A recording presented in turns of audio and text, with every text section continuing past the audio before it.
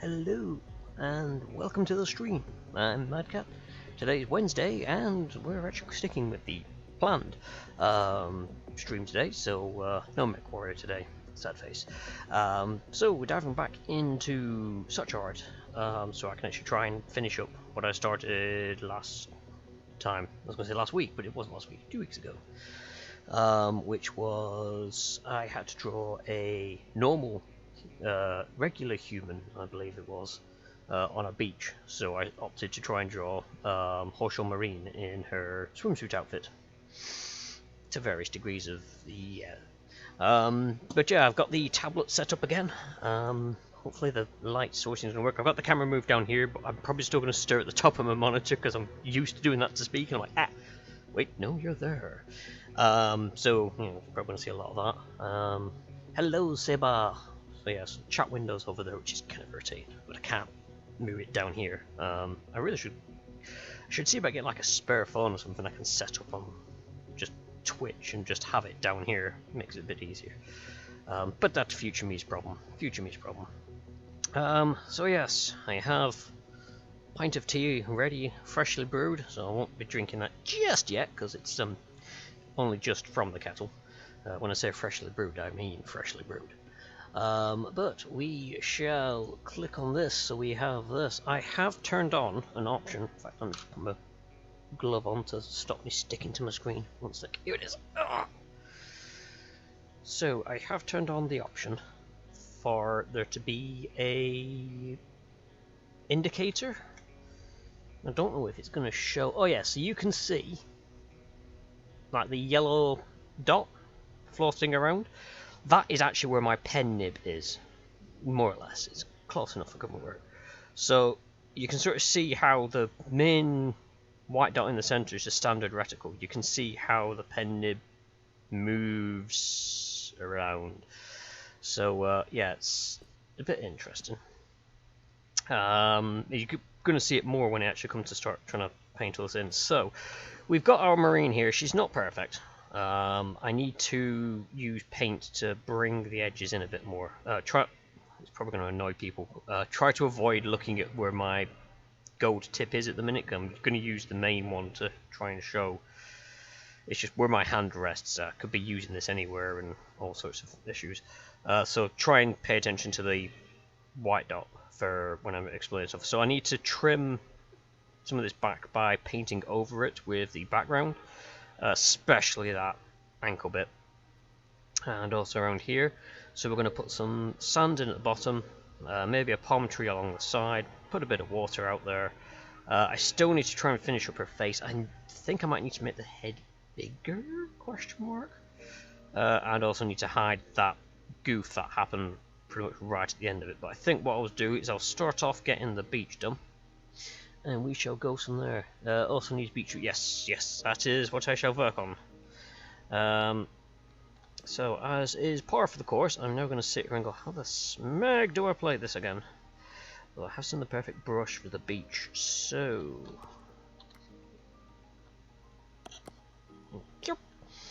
So this will be good for beach. I don't think I'm going to have enough yellow for it, though. Oh. Come on. Dip in. Oh, do. Come on.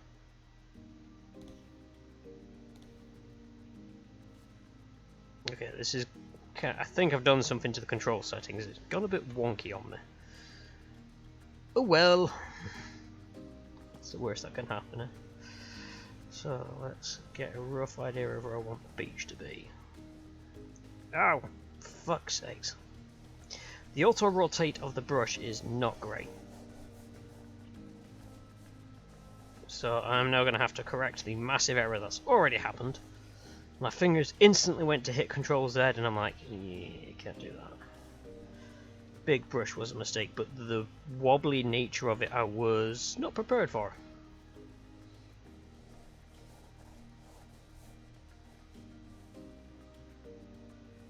They need like a way for you to have the brush straight, because you can press F to rotate the brush, but it doesn't do anything when you're brushing with it. and the brush sort of spins to follow direction, and I just wish there was a way you could say, no, I want the brush to remain, you know, 12-6 position or something like that. Because it's like over here, it would be brilliant to have it this way so I could run it up and down without it doing that. But we're going to repair that part anyway, so ho hum, ho hum. Lesson learned, don't use this brush for work where I'm probably going to want to do detailing, or if I've already painted next to it. I've used up all that. Yeah, I used all that up, didn't I? Oh, that was smart of me. Let's go to this one. Let's. No, I don't want to pick it up. Oh. Okay, the problem is I don't have my. I don't have this plugged in normally, and I. Come on, put it down. Let go of the. No, I don't want that. Let go of the bucket. What button do I press for that? Game? Why are you not letting me drop the bucket? I'm pressing the right button. There we go. Right.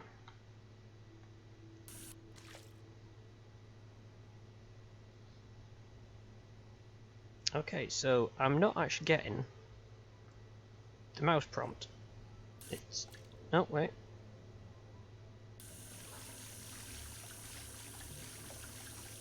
Okay, that's weird.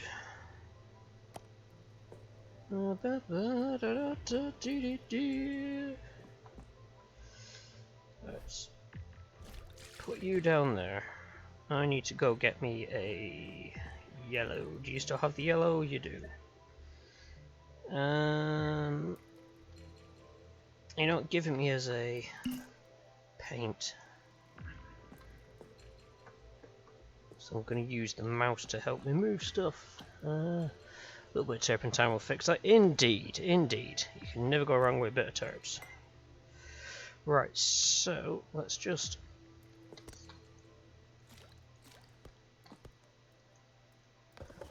pull that there. Because I think the game's designed for pens with 2 buttons, and mine's only got the 1, because, you know, it's a basic one. So I get the feeling that... Oh, it's not the right colour, is it? That's a completely different colour. Why have you given me that colour? Oh, it could make a better beach colour, could it? No.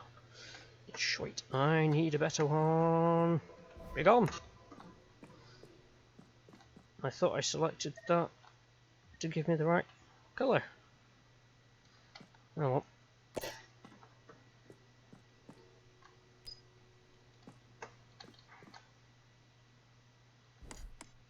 I didn't want to do that.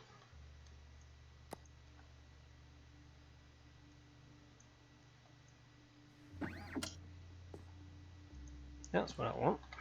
And then I want one of them. That looks better. Let's try this one again. Yeet! Hello, Ragnarok. Thanks for popping by. You'll join me as I attempt to paint. And, you know, fail at it. What are you?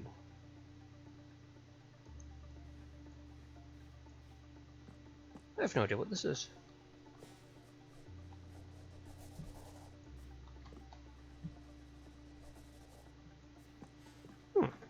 Is this an eraser? Or as I used to call it, meat for rubber? No? Weird. No idea what that is. I have a random tool. Where's my paintbrush go? There's my paintbrush. Come back here. Right. Okay. Let us attack this. Is this stream safe for work? Yes. She's wearing clothes? Oh wait, no. You're down there. She's wearing clothes. Twitch might complain, but it's just Twitch. Right. I get the feeling I'm going to be doing a lot of touch-up work on this. Because, you know, I should have drawn the background in first, because that's what normal people would have done. But I'm so used to doing my digital art where, you know, everything's layered. I don't have to worry about stuff like putting the background in and it affecting the other bits. I don't do painting. And suddenly I'm left wondering how I paint.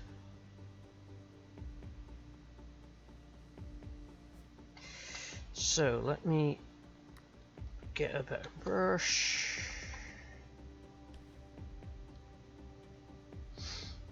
As far as we know, my cat's wearing all his clothes. Yes, ish. Damn it, Rotor's onto me already. Remind me not to stand up. The camera's doing that low angle approach as well, so I stand up, it looks very sexy. To, you know, a given degree of very sexy. Right, I want the brush to be about there so I can look into painting this.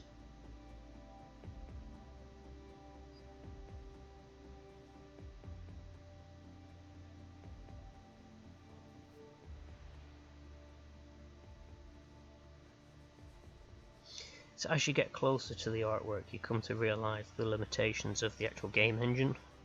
There's no anti-aliasing at all. So it can look a bit rough around the edges, but you know what, I don't mind it.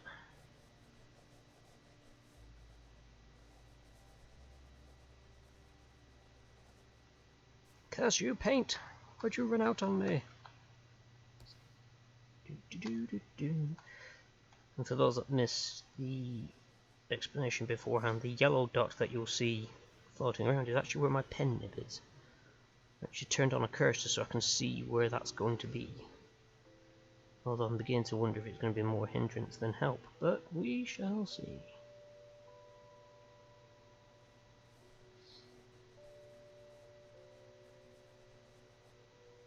You begin to see why it's not like a traditional digital art painting thing where the nib would be in the center of the screen.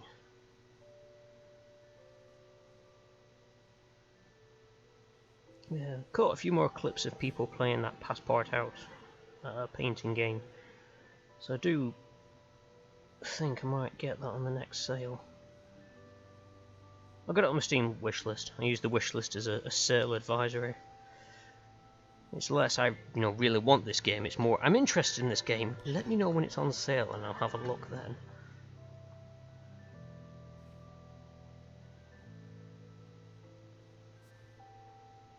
Oh, fudge, that got painted in the wrong spot, but we're coming back to touch up a lot of this. Let's see if I can't edit that.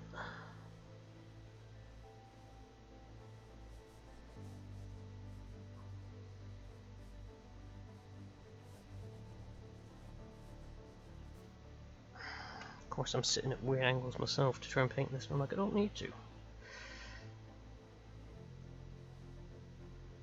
Right, just getting invested with it. Oh, I've run out of paint again. I do that, I have 102 wishlist items. Also, hello J-Drive. But yeah, it is a very good way to keep an eye on things on Steam. Just to see what's going on and what's on sale. If there's a game that you really like the look of, you can sort of go, I'll keep an eye open on that when it goes on sale, see what it's like.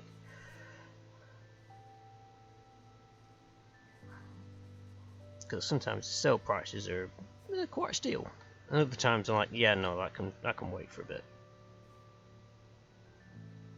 I spent an age waiting for Red Dead Redemption 2 to go on, and it finally went on sale and I got it. I was so excited, I could look forward to playing it, and then the sound didn't work. Just had zero sound while I was playing. So that was an unfortunate, yep, that's got to go back and be refunded.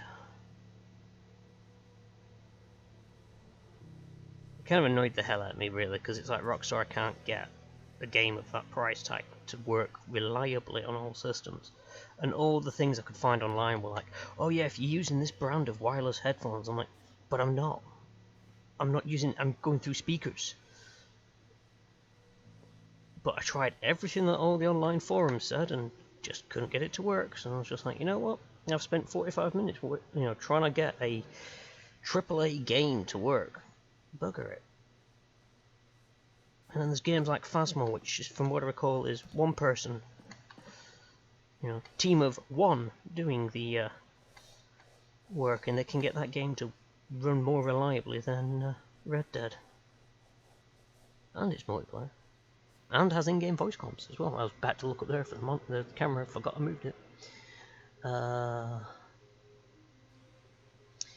Red Snake Redemption, yeah. Have I got a strange setup then? What, for like Red? Not really. It's every other game I've played, including GTA 5, works fine. For some reason, whatever they've done with Red Dead, I had the sound for the Rockstar Studios logo. That worked. The moment I got into the menu or the game, nothing. I managed to get the menu music working once, and then I went straight into game and I lost all sound again.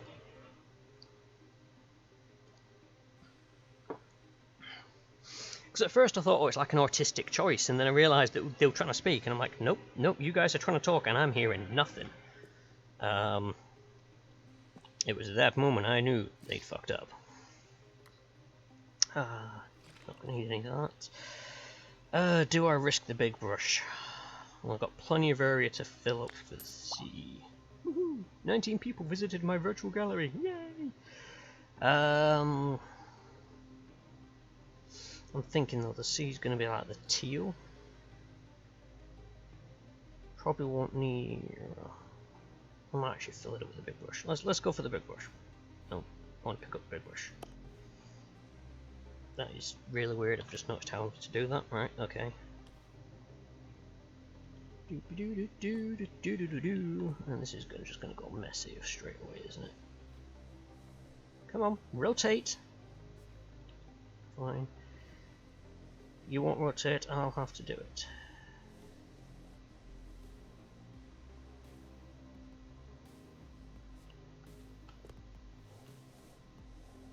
Nope, I'm gonna need more paint on this brush.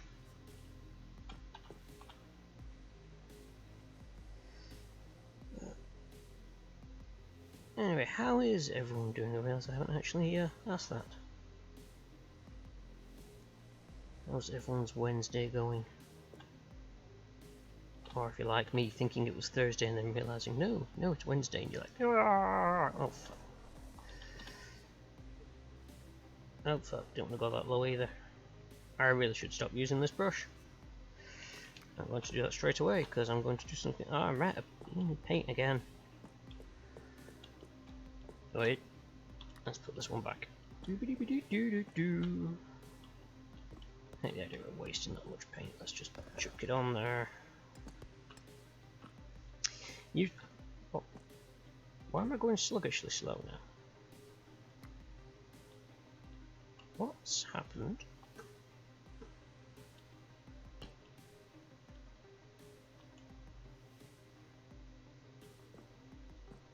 For some reason,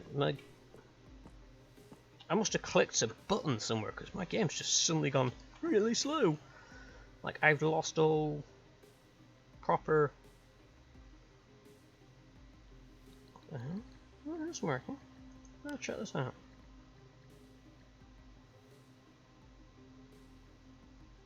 Pen movement sensitivity. I'm sure that's right. Let's just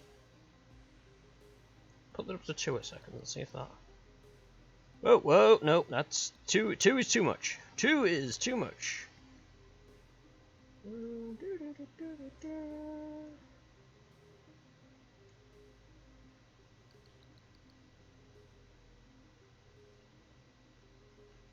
That seems too much as well. Let's just go back to 1 and see if it's. It just suddenly went really sluggish, and I'm like, what? Hmm? Yeah, and now that's gone fine. I have no idea what I just did. What was I doing? That was what I was doing. I was gonna grab me one of these, and I just threw my brush into the wall. So used to E being like the universal interact button, and now I'm just throwing stuff because that's what E does. I want that colour, please. I don't trust this to remember it. And then F, put it in there, and then click, grab.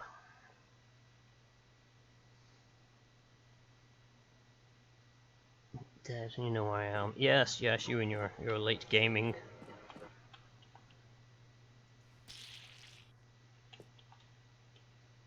Put you there. Alright, got my ID sorted at Job Centre, second meeting in 2 weeks, yada yada yada, met with Kin, checked in on him, awesome. Hawkwind's doing well. Ahoy, Morphox, ahoy indeed, ahoy. Yeah, still working on this. Gotta correct many errors and I keep making more. Woo! Such is life, such is life.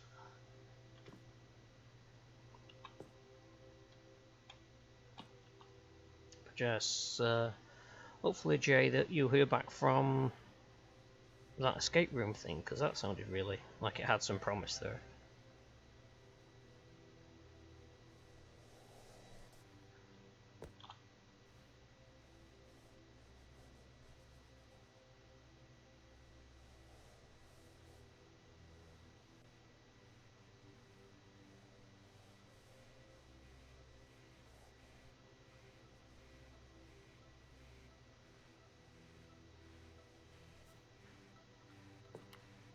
Awkward moment when you hear a weird. Oh, I don't want to pick up on it to dab my brush in it, thank you.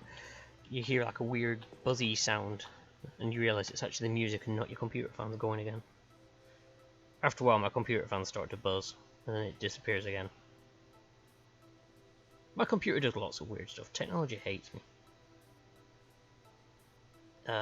Dishonored uninstalled itself again. Although I think I may have figured out why, or a potential reason. I went to move it onto a different drive where I was hoping it'd be more stable, and it was like, you've already got this on there, but it wasn't a complete game folder.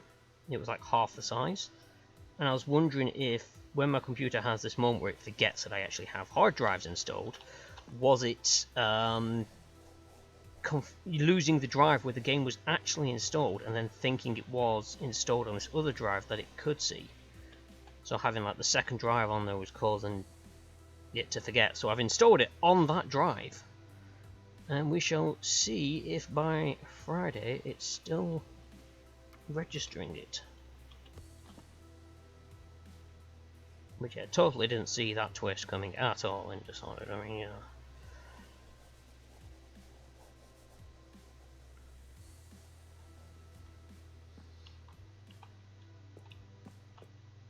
but I am glad that it did come along, because it does mean then there's more game to play. Woo!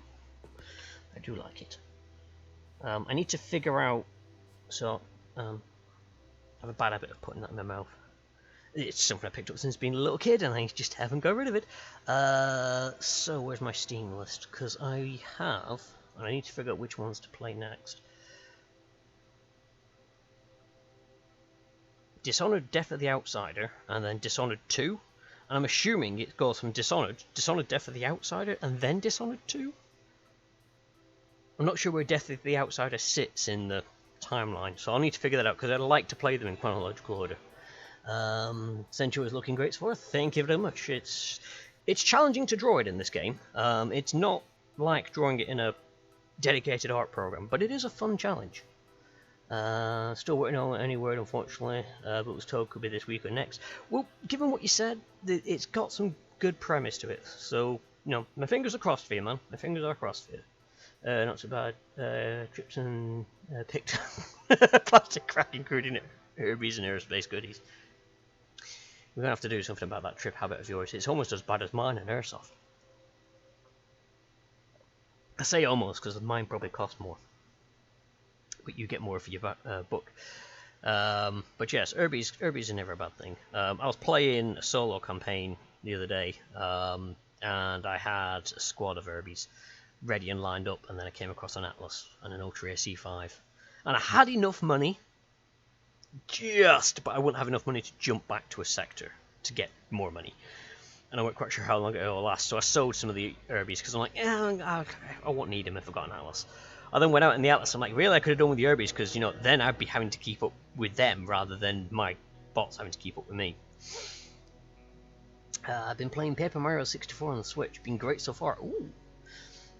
I will admit, it's one of those things where I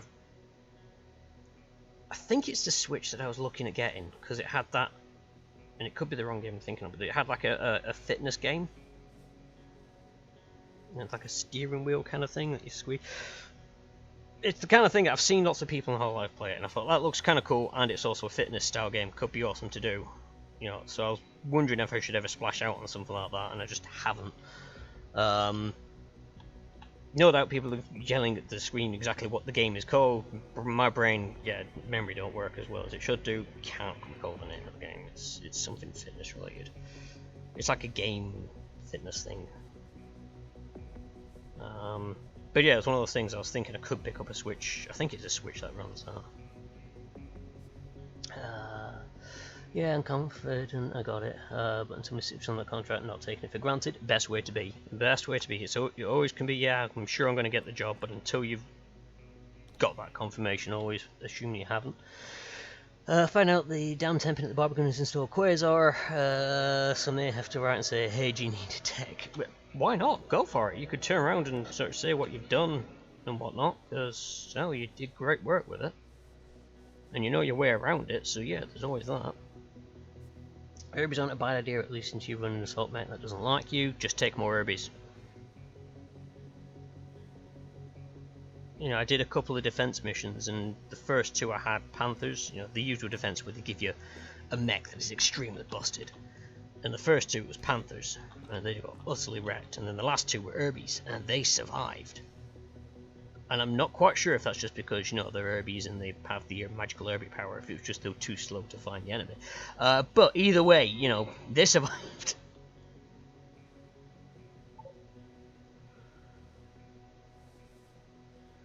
And I am... Oh, for fuck's sakes. I am an asshole because I forgot to do that. I was thinking as well, so my MechWarrior 5 playthrough with Ragnarok is a bi-weekly thing. So this week will not be MechWarrior 5 unless like Charon or someone who's got Kestrel Lancers is like, you know, stuff it, we're going to do it. The other thing I was thinking that I could fill the time with that's still somewhat relatable is the actual Battletech game. Although part of me as well was also thinking I could find my copy of Mech Commander and, you know, start from that and work my way up. Because I have many fond memories of playing the original Mech Commander. I still remember the... Oh, this brush is awful. I still remember the amount of times I would be... The time wasted on World 3, Mission 3, trying to get that bloody Madcap.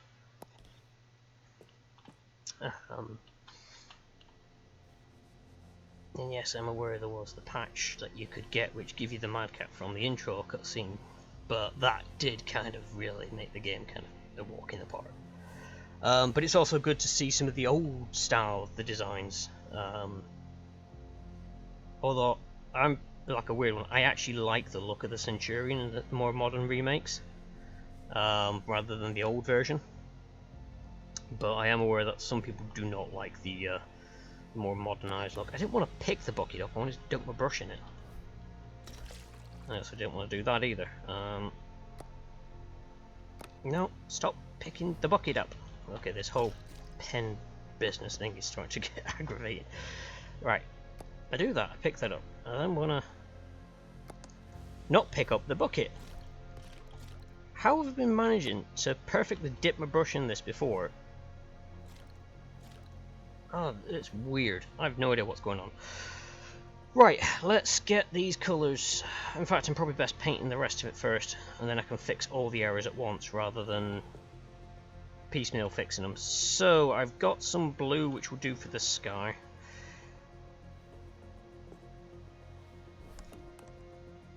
I just threw my brush on the ground. Come back. No, stop. When interacting with things, I'm gonna have to you're supposed to go on the wall, not on the floor. Come back. I'm gonna have to use the actual mouse, I think, when trying to click buttons and so on. Yeah, cool. I want to put you on the wall. No, you can stay on the floor. I've lost all care. Right, where'd that brush fall? Because I'm gonna need you.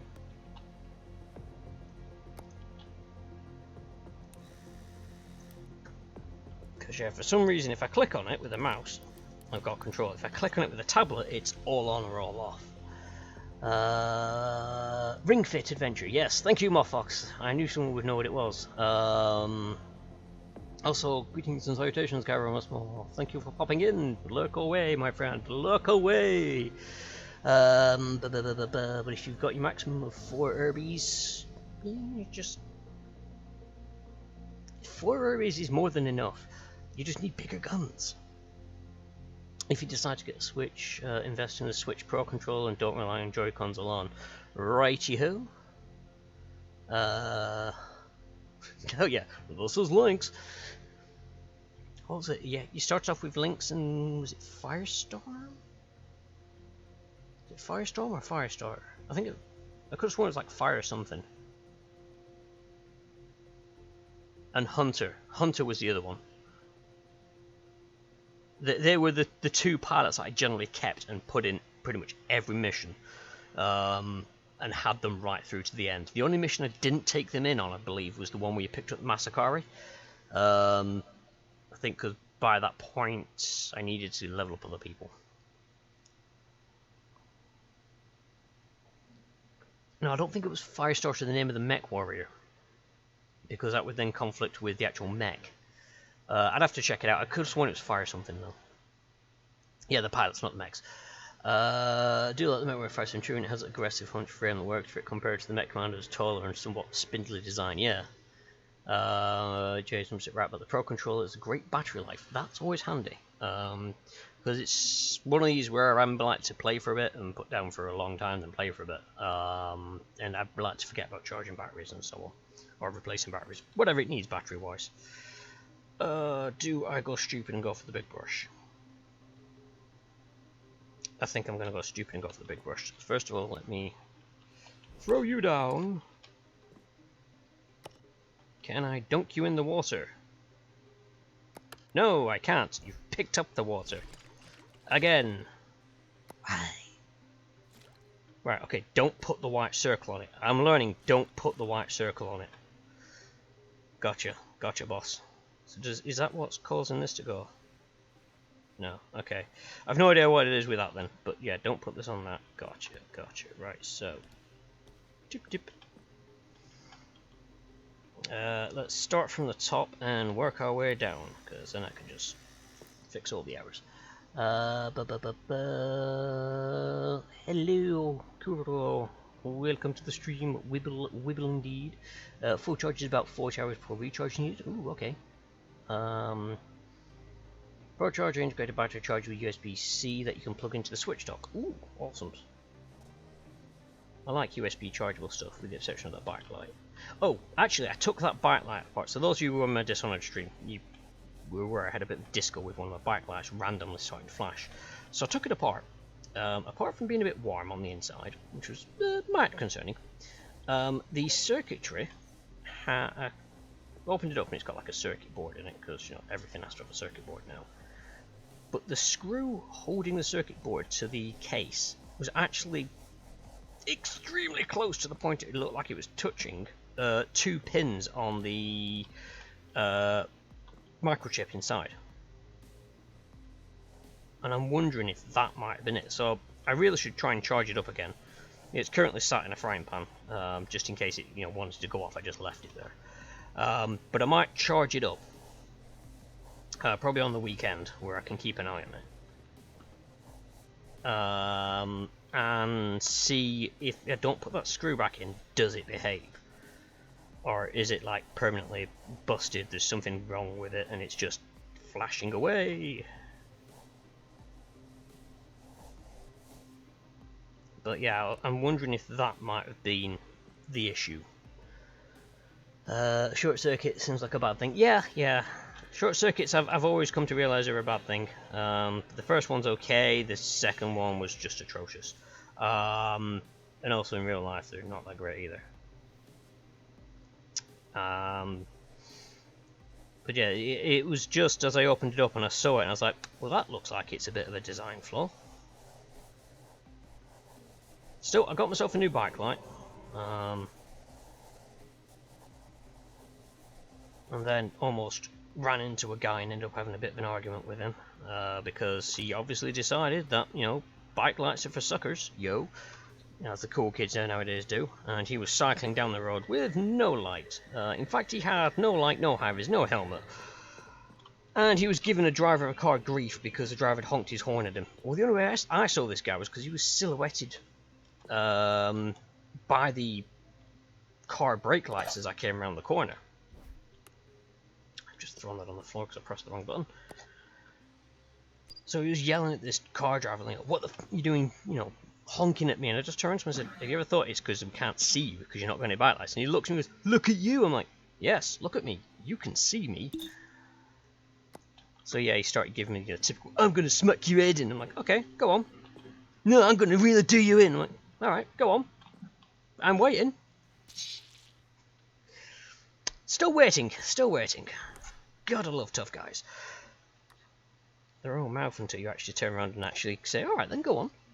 And then they're like, "Oh, baby. What's up? You were sounding so tough just seconds ago." But yeah, he was a wonderful choice example of why I hate cyclists, and I'm a cyclist. I've seen so many people just not bother with lights, and I'm like, seriously, I mean, last time I checked, I could have sworn it was like a legal requirement for lights. The rest of it, I believe, is it's nice if you do, but I could have sworn lights were a legal requirement. Which is weird because bikes don't actually come with lights. You'd think if it was a legal requirement, they would. But that could just be me. Anyway, my rant's over. Need to get you out to mine and make some use of the tools. Yes, I mean, there is always that option. I could always have a look at sorting stuff out with that. And what else was I going to do at yours? Just saying that reminds me, there was something else I was going to do, and I can't for the life of remember. Can't get my words out. Can't for the life of me remember what it was. I'm going to regret doing this. Yeah, ooh, that's close. Right, that's as close as I want to get with this brush because I hate it. I need to put you away first. No, I need to put you away. Eventually I'll get the game to realise I want to put it away and not paint the wall behind it. And it's again. That has killed my sensitivity. I don't get it. It's like it thinks I'm holding something and I'm not. Weird. But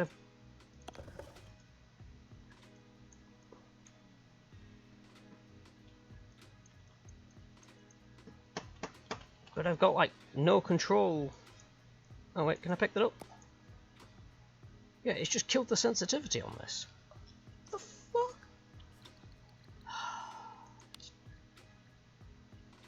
Bug report.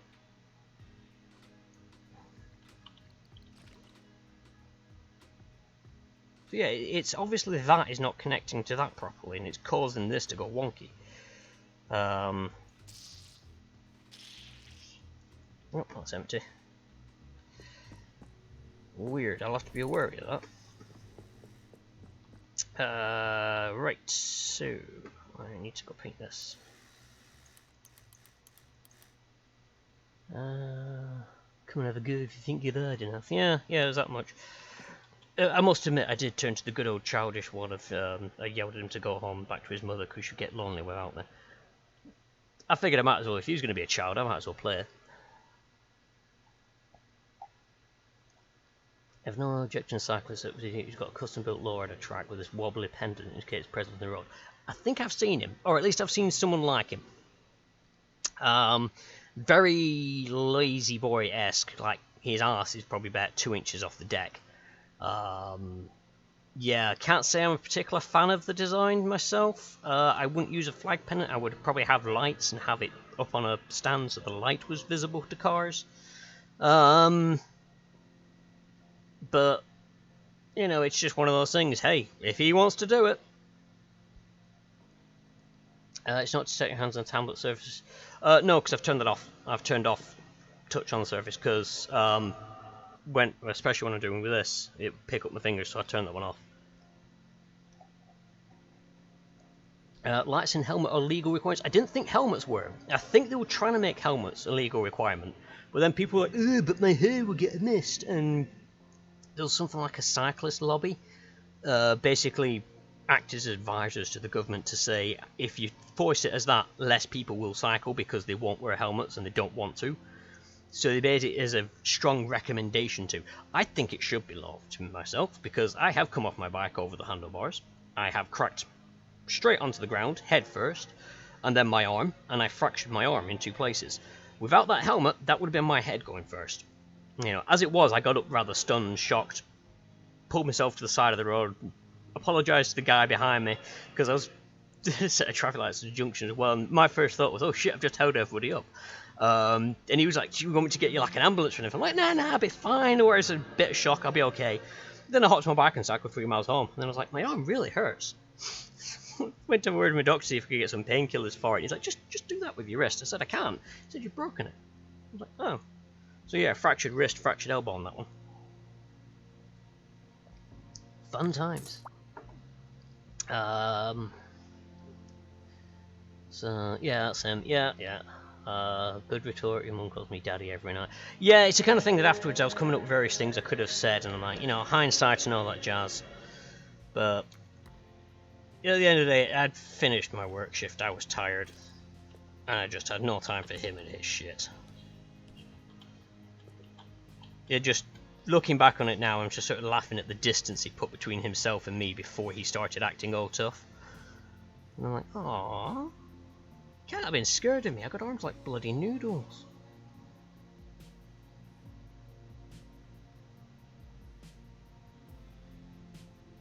But nah, it's just typical tough guy. Probably plays too much Call of Duty online and actually thinks himself someone serious. Yeah, look at me, I'm a pro Call of Duty player. Oh yeah? Go against Botan and let me know how you do. And I just picked something up and I didn't want to.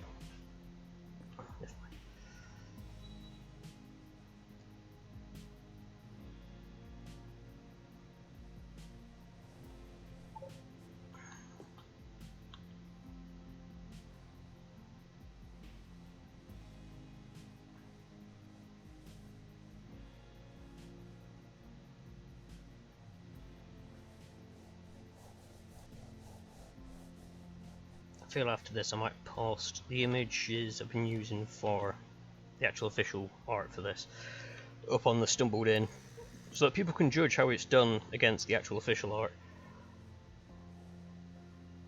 Well, I can tell you now it's not great, because I struggle trying to draw official characters. I just can't seem to get the style right.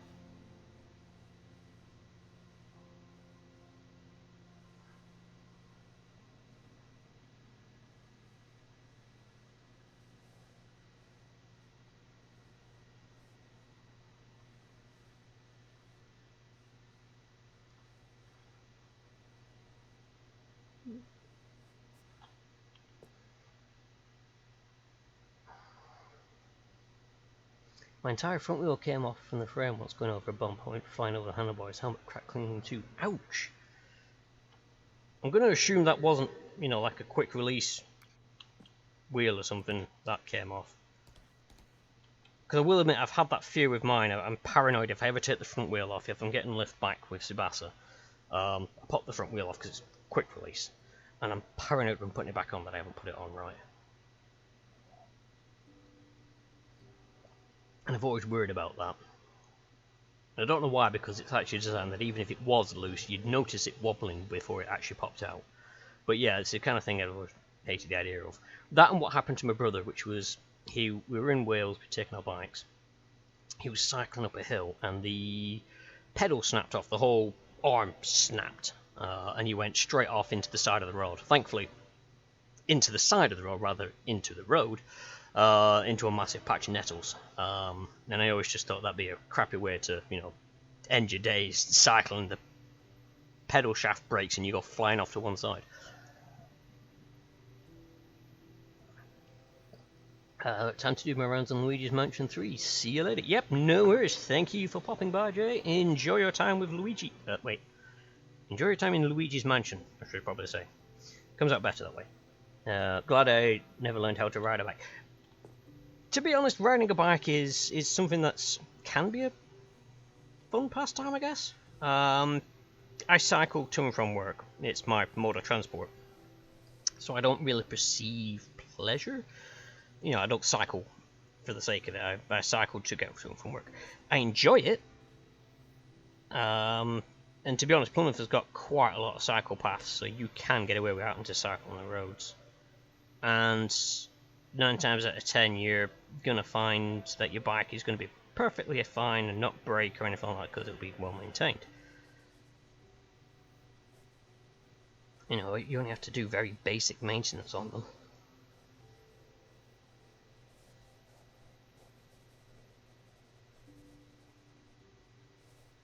And it is, you know, as the saying goes, you learn to ride a bicycle, you'll never really forget it.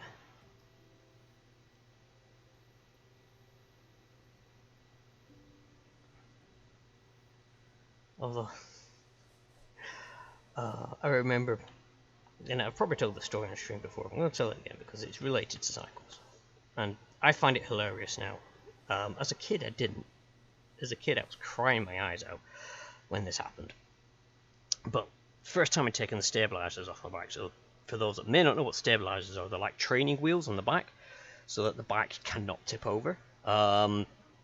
First time taking them off, I was really happy and proud, and I was going down the back alley. And it was cobbled streets, so it's like bouncing down. And at the bottom of the back alley, we had a big factory wall that ran down the side, and then there was a play park at the bottom, with a mesh fence separating the grass area from the back alley, if you will. And it was a 90-degree turn. And I'm trundling downhill, I might add. It wasn't a steep hill, but it was downhill. It was enough of a grade. And and I look up and I see the fence, and I'm like, I'm going to have to turn. I have to turn. How do I do it? I haven't got a stabilizer. How do I... And in my mind, I knew that I couldn't just do that with a handlebar, because then I'd fall off my bike. You know, I'd learnt that much with stabilizers on. So I was like, how do I do it? How do I... And I was like, wait a minute. I remembered those people on the motorcycles. When they come to take the corners, you know, they drop down onto the knee. MotoGP gear. And they basically lean over and put the knee onto the ground and all sorts of stuff. So I've just got to do something like that. Okay, and I got to the bottom and I just leaned. I didn't turn the handlebars, didn't do anything. I just went and leaned to one side, and then BAM! Face planted the fence. My brother and his friends were in the park at the time, and they heard this crash and saw me splat against this fence. And they came running over, and bless them, they were doing their best not to laugh. And I'm there, like, crying my eyes out, you know, busted my nose, all sorts of stuff. And they're doing their best to try not to laugh about what had just happened, but they'd seen this kid, and he's got, and leaned to one side on the bike as he ploughed into a fence.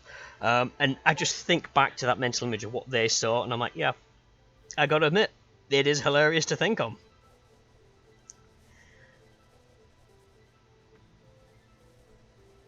So yeah, if you ever do decide to ride a bike, you don't take corners by leaning like a MotoGP rider, just FYI. You do a bit of leaning, but you also do a little bit of handlebar turning as well. You know, it helps if you point the front wheel where you want to go.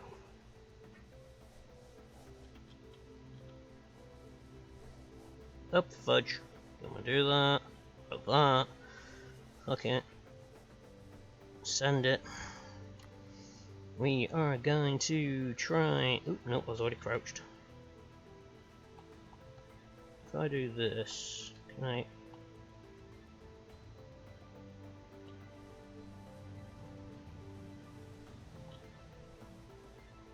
This is how real artists paint, by the way. They stick a brush to the wall and then they walk side to side. I hear it's the best way of painting.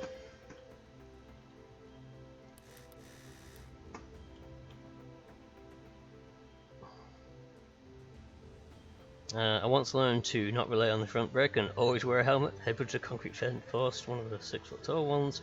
Narrow is hitting my eye. Ooh, yes, you want to avoid hitting eyeballs. You've only got 2 of them.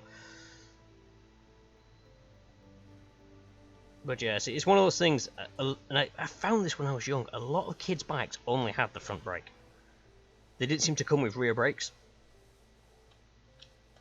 And I always thought that was the strangest possible thing you could ever do, because the front brake, as most kids will learn, is a death trap.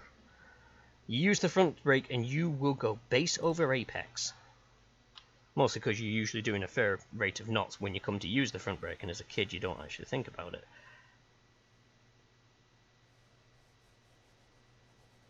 It's only growing up that I realised that the main reason that you would use a front brake is because that front brake will work better than a rear brake will.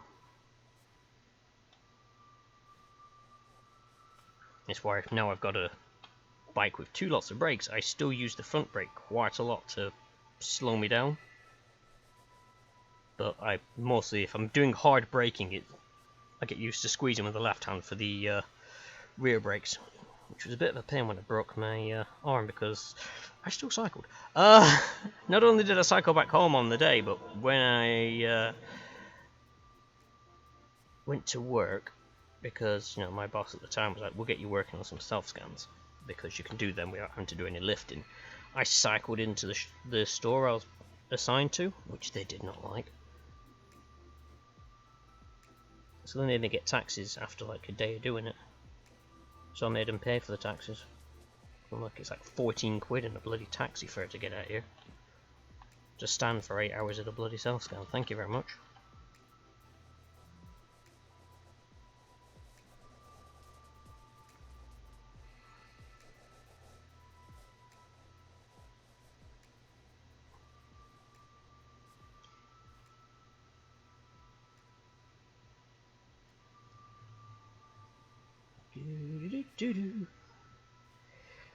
I am beginning to think that because I'm using my tablet, I'm taking longer on the art that I did. I mean, in some of the previous streams I was doing like 2 or 3 pieces in a go.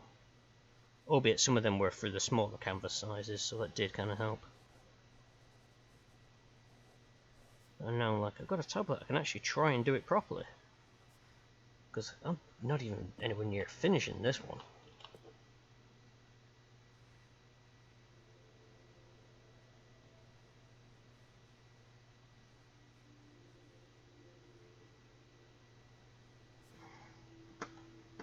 Oh no, I was stood up.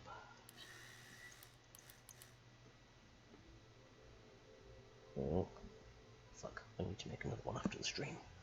Because that's probably a bad idea, I'll be up all night. I'll just get some water.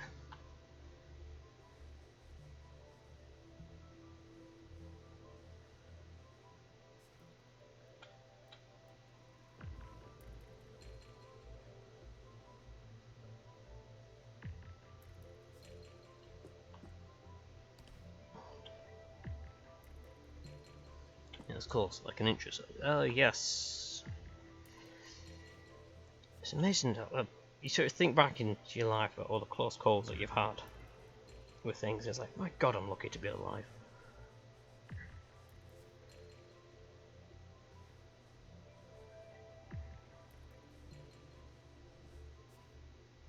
All the daft stuff you get up to as kids.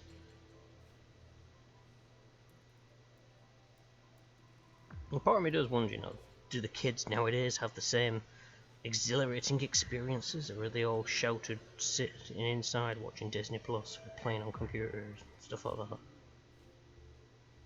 You know, getting my real back in my day vibes running.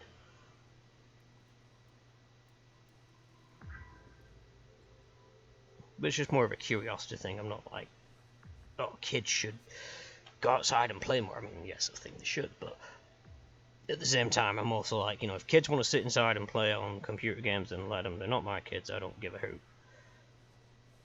It'd be nice if they, you know, were active, but I ain't gonna grandfather and go, oh, you've got to go outside and play with your penny farthing. In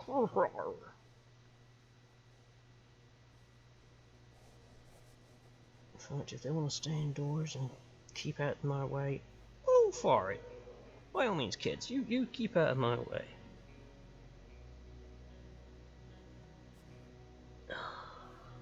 The annoying thing I have to go with this, I'm trying to look over my brush. Because I'm trying to look over my pen to look where my brush is, so I can try and avoid where my brush is going to go.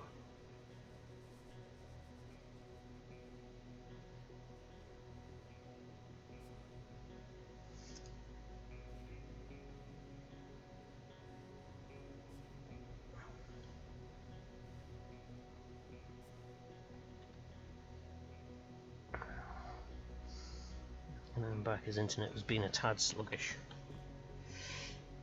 No worries. You know, internet issues are like.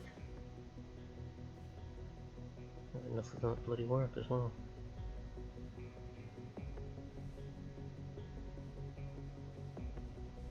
Today was awful at work for doing stuff. It was, the systems were running so fucking slow.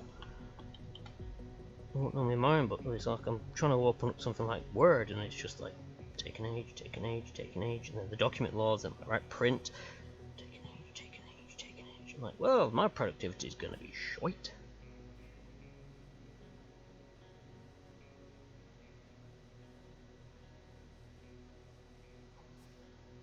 Still, I can't really grumble about work or my employer because they've actually been, you know, somewhat decent and understanding with everything that's gone on with me.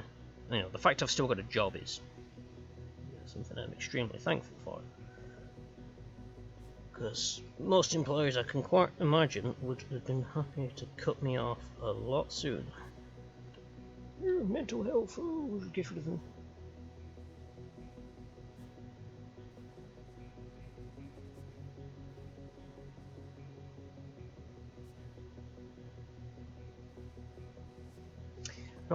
Yeah, I've got the really fine brush, that's fine. Right, okay, let's try and fill some of these colours in so I can get that sorted. Clean brushes. I'm just going to chuck you on the floor because I don't trust me to do that. Sheltered lives these days. I remember I used to go to the park with my sister when we were like 9, 10 for leave for 4 or 5 hours, come back home around dinner time. I remember there was 7 or 8 was going back. On this work van, going swimming all in the dark, no seat belts or seats. Yep. I remember as part of the Sea Cadets, we got a lift to one of the lakes nearby. It was like a good 30-40 minute drive, and that was all just jump in the back of the van, lads, and you know we're sat in the van, no seat belts or anything like that. Good times. You know, didn't die. I mean, if we'd have been in an accident, I didn't want that one. If we'd have been in an accident, then yes, potentially we could have, but we didn't. Now, some people might argue that, you know, it's dangerous to put kids in that situation, and yeah, I kind of agree. You know, I am someone who does think seatbelts are a worthy thing to use. I'm not one of these people that thinks seatbelts are daft. But at the same time, back then we were just like, yeah, who cares? So, yeah. I mean, it's funny when you think about it, because a lot of vehicles that people use a lot don't have seatbelts, like buses. I mean, long distance coaches do, but buses don't. And yeah, I suppose you could say they don't go that fast, but you know.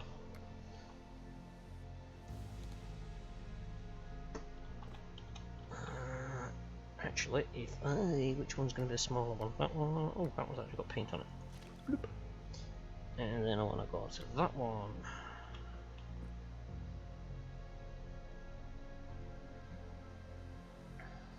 Parents used to let me only play in the area around my house until I was a teenager. Yeah, I've lived in situations like that as well. But I remember, you know, when I was old enough to be allowed to, it was like, go out and play. And it's like, oh, it's raining, who cares, go out and play. You know, it was either you went out and played in the rain or you didn't go out and play.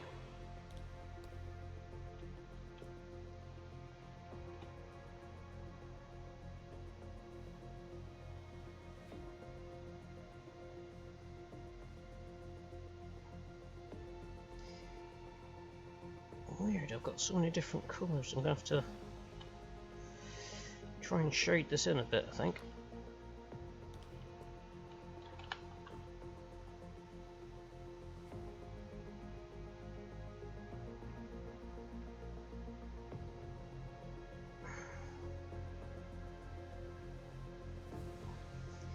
I'll be doing the little scoundrel thing. Me and my friends we just got into airsoft and stuff like that. And of course, you know, there was no local sites, so we'd go to the nearby woods. You know, as long as you did it and no one was around, it was fine. I've just thrown that and don't want to throw that. Can you pick that up? Pick that up? Pick that up? Nope. I'm gonna have to go down for it. But yeah, if you you know, we never got caught doing it. We had a couple of people walk past and saw us running around, but they knew we were kids, so that nothing happened. But yeah, one day my friend was like, "Oh, we found an abandoned house kind of thing," and I was like, "Are you sure it's abandoned?" Like, yeah. So we got there, and I'm walking around. I'm like, "I don't think it's abandoned. So there's just like builder's sand here. It's like someone's building something." And he's like, "No, look at it. It's been abandoned. We've been here numerous times, never seen anyone." So I was like, "Oh, okay, if you say so." So we played there for a few hours and whatnot, and then we swapped sides so that, you know, one team could defend and one team would be outside. Then the owner showed up. Ooh, that was fun.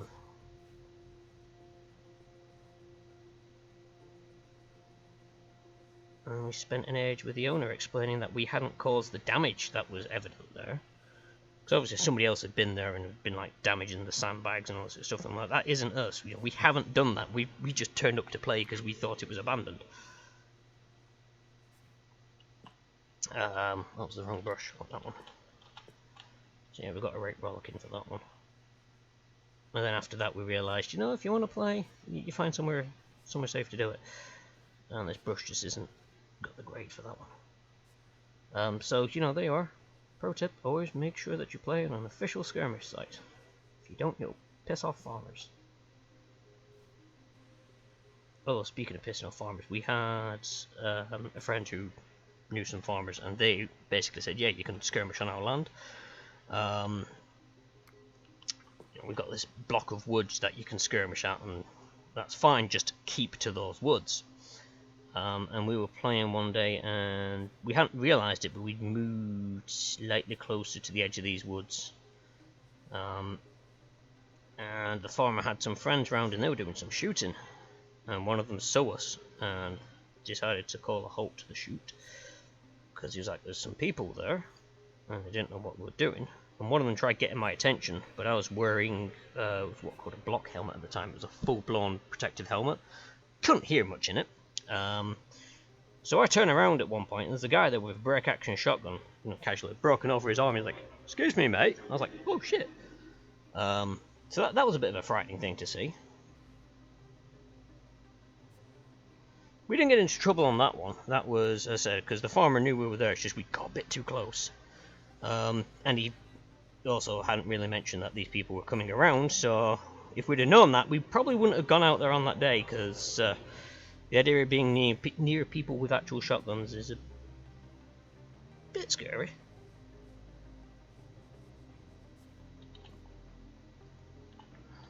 I'm going to need to copy that colour, I think.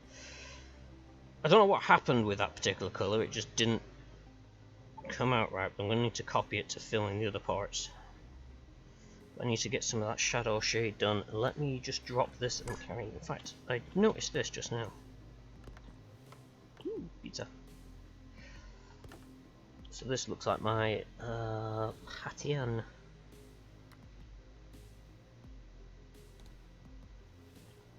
So it should hopefully be that colour. It is, I just used the wrong brush.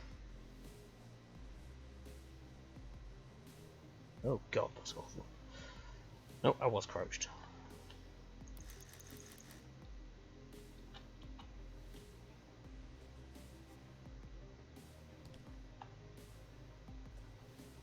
What the hell happened there again? With a funk? Because that is... no, that's a different colour. Oh my god, I've got so many different shades going on here.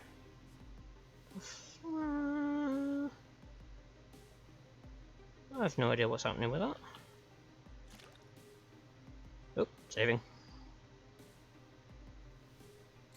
It's like the briefing at M&A, we don't cross the brook. Yep.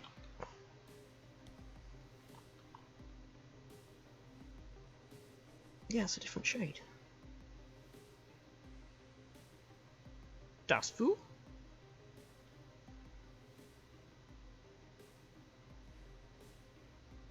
So that's definitely that then. Okay, I need to go sort out my colours then. That's not the right one I'm after.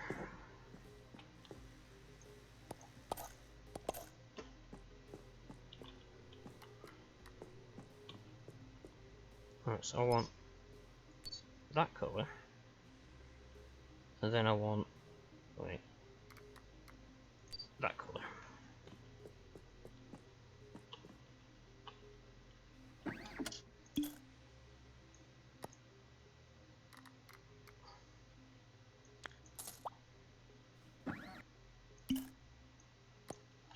I think what I will do is, so I'm doing that one just to try and spark things up a bit. I'll do, does she want it on a small one? Big canvas. Oh, sod off, I don't want big canvases. I'm going to find someone who wants something on a small one, and then we can do a bit of fun with the stream stuff. Oh my giddy aunt. Why is everybody unanswered?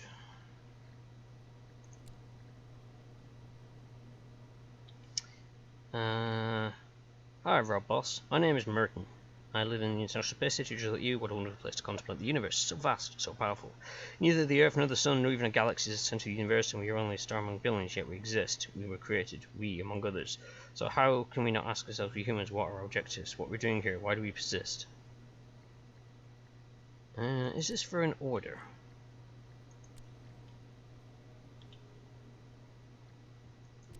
Hey. Archman is something for me. Cute animal, big canvas. No, I don't want to do big canvas. Can you do something for me? Unicorn, something with shades of pink. Oh yeah. Big canvas. I don't want big canvases. So human art sells well in the acrobatics compartment. I want some new human art made by you. Something typical of Earth, like a beach. Didn't I already do this one? Isn't that what I've already got, Cookie?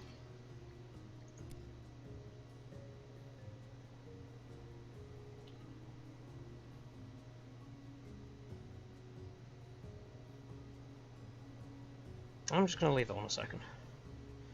I want a fish, a nice fish that lives in the salt water of Earth. I'll give you a ball. It makes music. Humans like balls and music. Yes, humans like balls and music.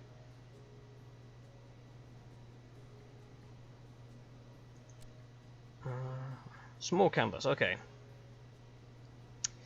I don't know what you do is pretty cool. Think you've got great potential. Draws for me. A butterfly. Something alien. A butterfly is not alien.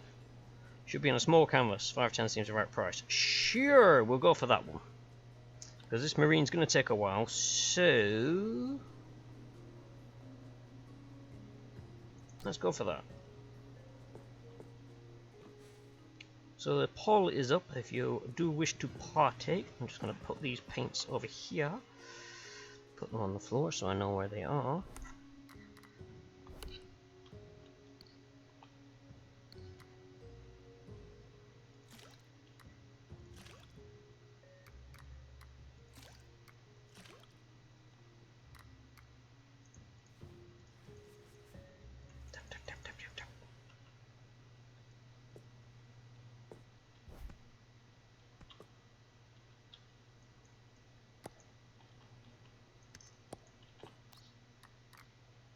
Paint with only 3 colours. Okay. Choose exactly 3 shades of paint and use only them. Mix them together is acceptable. That's mixing seems kind of cheating, I think. How do I stick this on the wall? There is a way of putting this up. I've done so with these others, I just don't know how. It's not throwing it at the wall, I'll tell you that much.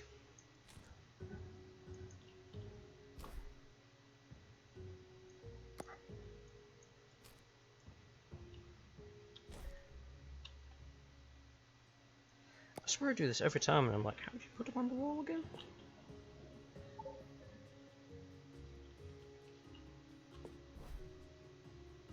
I'm going to leave them on the floor. The floor is a better place for them. Anyway, we'll get a small canvas. So, we're doing a butterfly. 1 by 1.5? Yeah, why not?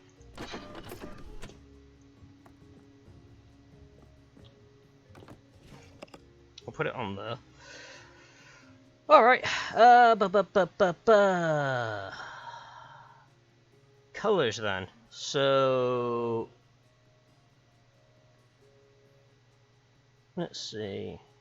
Well, 3 of you voted, so those of you that voted can then choose the colours. So you're going to need 3. So Saber, Kuro, and Ragnarok.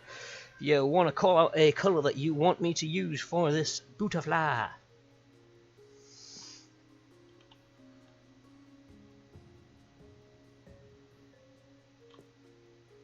You got pre-made ones there, or the palette there. Lilac. Lilac. That's kind of purple, isn't it? Blue. Okay, I'm assuming you don't mind me picking the shade off, because, you know, blue. Kind of blue, purple. What? Lilac? Question mark? Where's that lilac? Hang on, I shall Google lilac. Oh, just so I can try and get a better shade. Lilac colour. And red. Oh, right, okay, so, going back to this. Lilac is... no, that. Maybe about that? Potentially? Maybe that one. So that's happy for your lilac?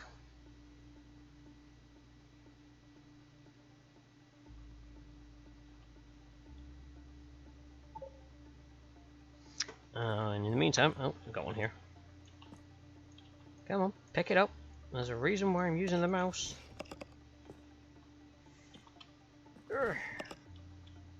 Just a nice lilac, right. Big blob of lilac. Dark blue specifically. Okay, so we'll go for dark blue. So we're gonna have, we'll say 1, 2, 3, 4, 5, 6, 7, 8, 9, 10, 11, 12, 13. So pick a number between 1 and 13, sort of working like that down.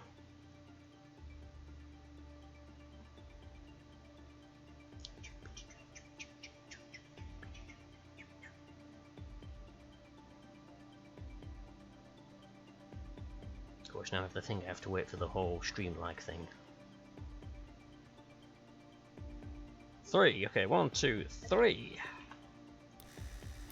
And red. I saw 3 first, 3 got picked. I've already, you know, done it. Any specific choice of red?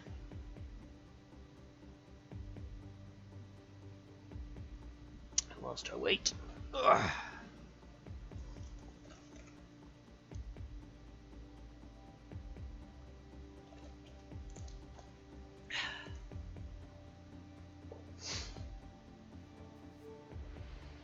Both are obviously dark blue to my eyes. Yeah. 4. Okay, 1, 2, 3, 4. There we are. I've got to paint an alien butterfly. Come on, attach. Thank you. Right. Okay. So I'm thinking.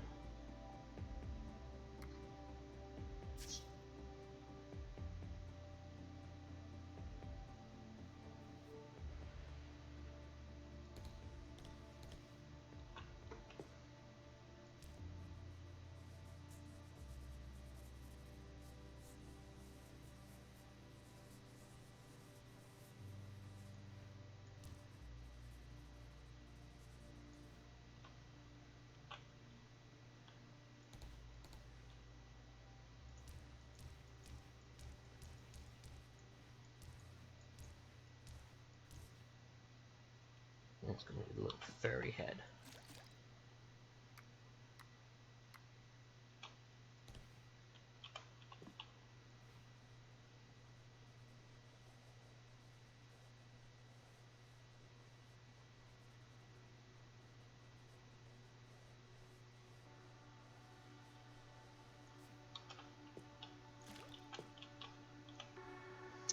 Then we shall sponge paint the wings. I'm thinking we do. Oh wait, hold on. Do that first.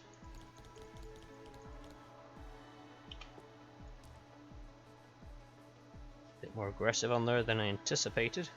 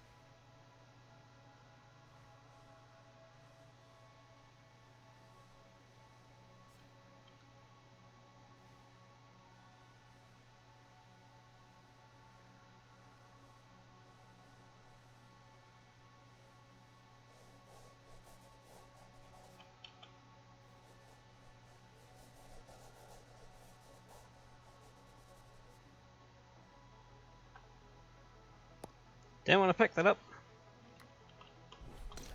But I forgot you gotta do it without the mouse cursor being there. There we go.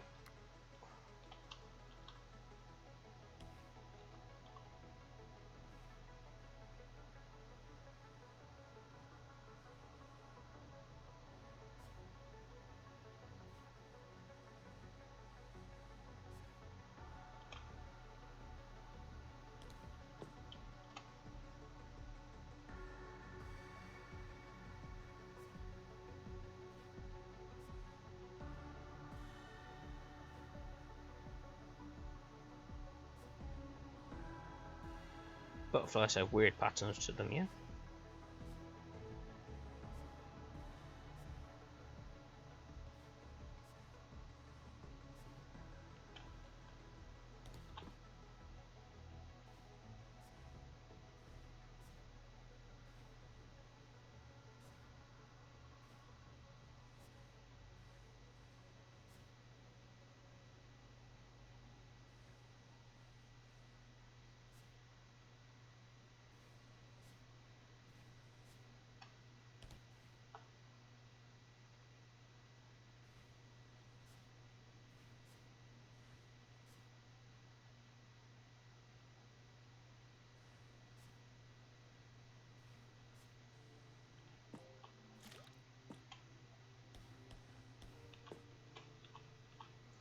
Should have dried off enough by now.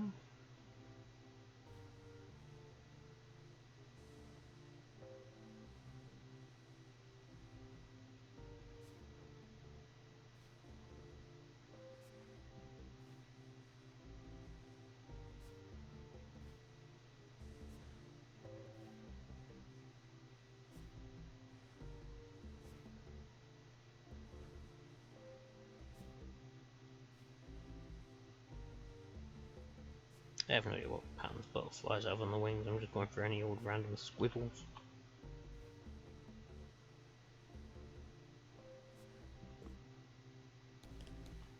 Because it's alien, yo. It's what aliens do.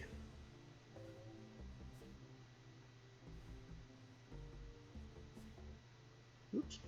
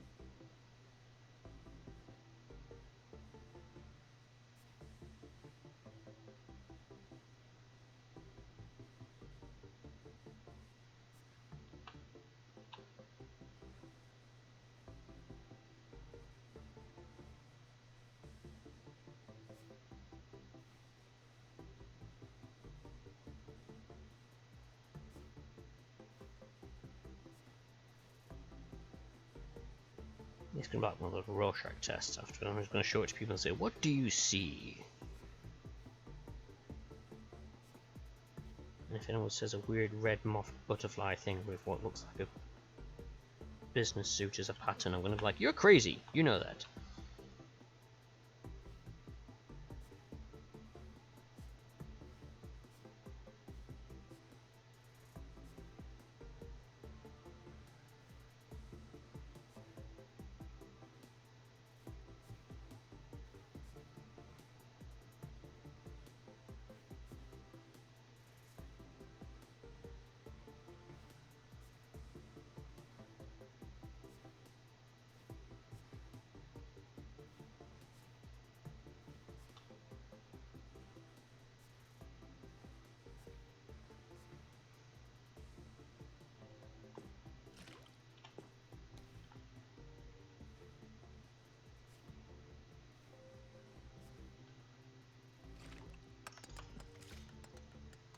Well, that didn't work, did it?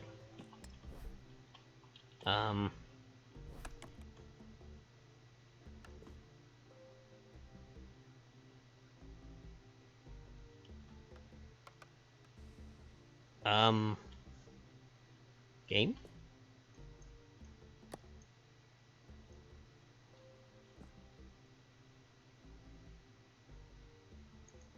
Ba-ba! Just as planned. Let's add a bit of colour to these.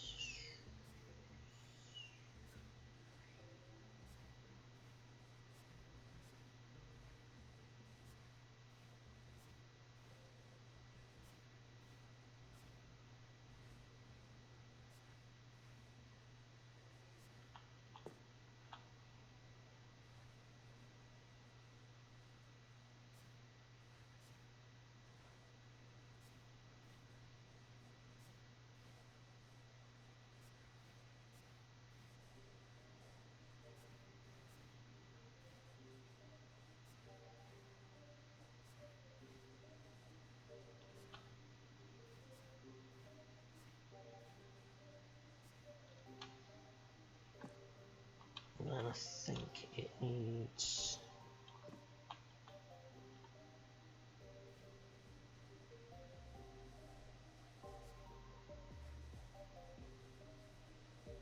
mind control wave pattern. Because, you know, alien butterflies.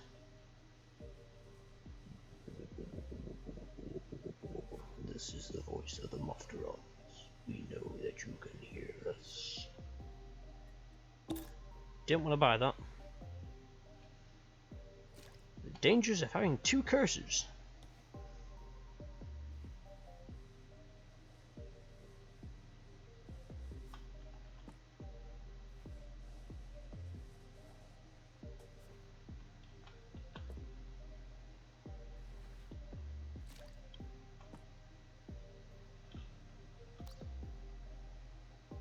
Oh, wait, I pressed the wrong button there. Go away. Go away. There we go. Alright. Ratings! I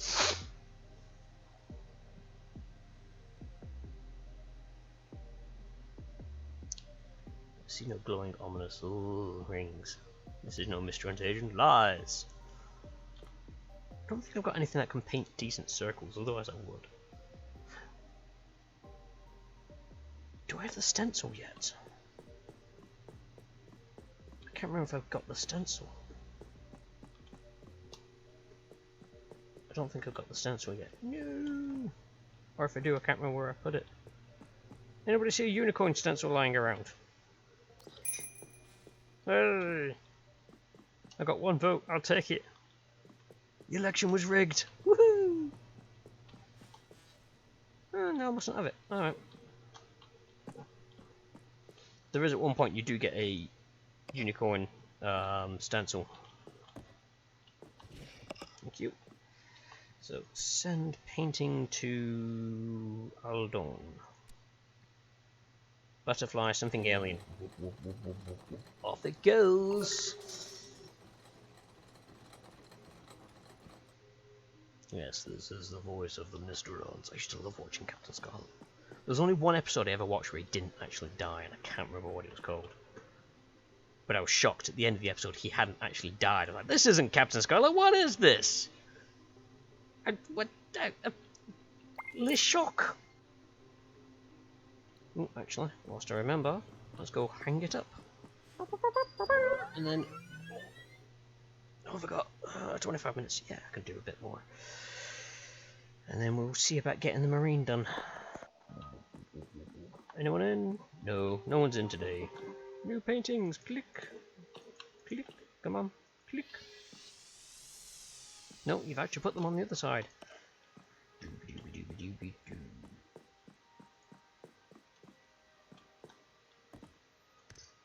That's where you put it on at a slight angle and make people think that it's supposed to be straight with its powers.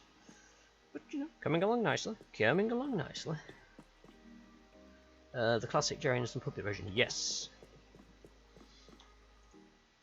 Yes. What I used to love as well, and it's weird because at the time I never knew what AMSR was, but the intro scene, the footsteps, the sound of the footsteps walking on the street, loved it every time.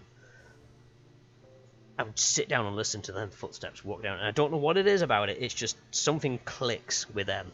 And I don't literally mean the sound, I mean there's something that sets it off in the back of my head. I'm just like, that sound is just right.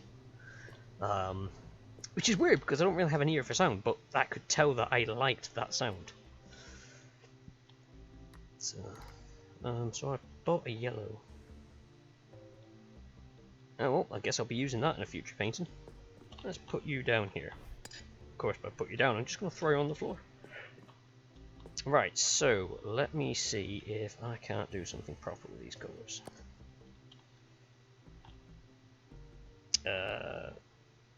Didn't want to do that.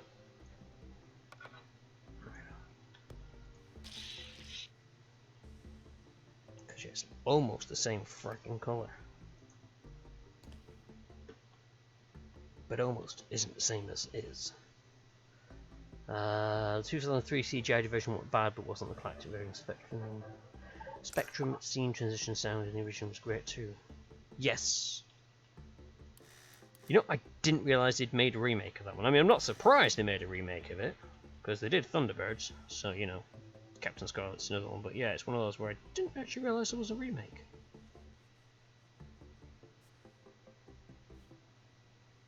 Oh, and I also love the SPV. Had the toy of it. Absolutely loved it. Thought it was a great design. Even if you did sit backwards in it, which I thought as a kid was a bit weird. I remember building, I had a few model kits of the interceptors. And I remember being so happy that I built them, and then it wasn't long afterwards. Whoa, that was weird. Wasn't long afterwards, the glue dried yellow, and you could see where it wasn't as good a glue job as I first thought. I was so disappointed in that. Because as a kid, I did really well at building them.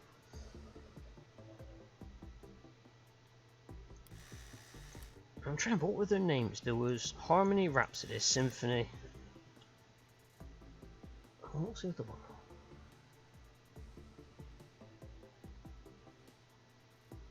Yeah, I can't remember the name of it. Thunderbird remake was very bland. Captain Scarlet was better, but nowhere as good as the classic. Yeah, I guess it's one of those things, you know, a lot of people will be like, oh well, you know, the classic's always going to be better. But I suppose for kids it works. Hey, 20 people visited my gallery today. Huzzah!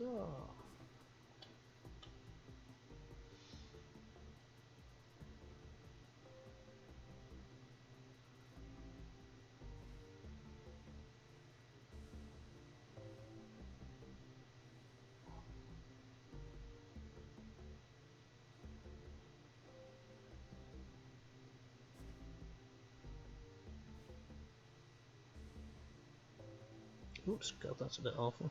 Need to trim that with the blue. And what the hell happened to that red? Oh, it's weird. I need to redo that, but I've got the skin tone to do that. That's fine. Just stop looking like that.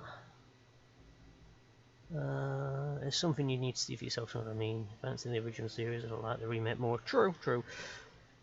My favourite game, watching the Thunderbirds, the original, was the Spot the Real Hand game. I used to love doing that. You get those scenes where obviously they couldn't use puppet hands for it, you know, like searching through files, and you just have the drawer open up and these hands go through, and obviously they'd be wearing like something that resembled what they were wearing in the show, and be like, real hand, real hand!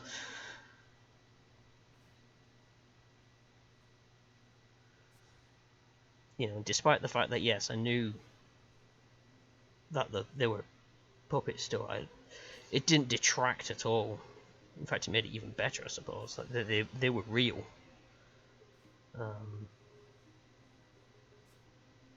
I suppose in a way I'm kind of lucky that I grew up knowing what CGI is and all this sort of jazz, because I look at CGI and I'm like, it's not real. You know, you look at puppets and they're real. Okay, they're not perfect, but they're real. And what's the other one that we only had a couple of episodes of it? Was it Terrorhawks? I think was the other one that they did.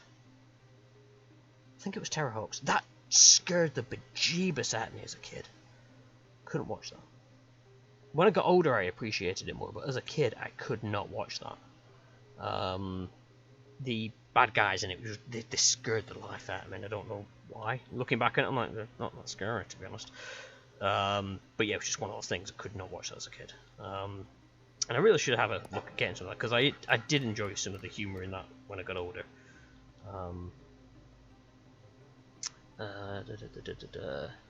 For puppets in barely above stop motion level animation, it really holds up well today. Yeah, I mean, my aunt used to have a book on like behind the scenes of Thunderbirds and stuff like that, and because I'd always thought of puppets being like this big, I'm on camera, yeah, you know, I was like, oh, that's not bad, but they are, well, Dolphy sized, so you know, yay big, if not bigger. You know, let's just swap. Oh wait, no, I can't do that. Wrong button. Need to do that first, and then I can use my mouse to go over here. And if I go to pregame splash, you get an idea of how big a Dolphy is. They were sort of like that size-ish. They were huge, which was kind of awesome. Go back to the game, because now I've not got a mouse there. Go click the game. Woo. Cursor's back. Yeah. Woo. Yeah. But yeah, some of the work they did, especially like one thing that I remember reading, and I loved reading about this because it just made sense when I watched it, was whenever they had to walk through the door, the camera would zoom in on the puppet as it walked through the door, so they could remove the top portion of the door from the set to allow it to walk through, and then they'd put it back in to allow the camera to zoom back out, and it looked like they'd walked through the door. And it's one of those things that I never really thought about as a kid, like how does a puppet go through the door with its strings on? But again, it's coming into it afterwards and going, I've just realised this is supposed to be that white, isn't it? It is, that's fine. So this should go as well.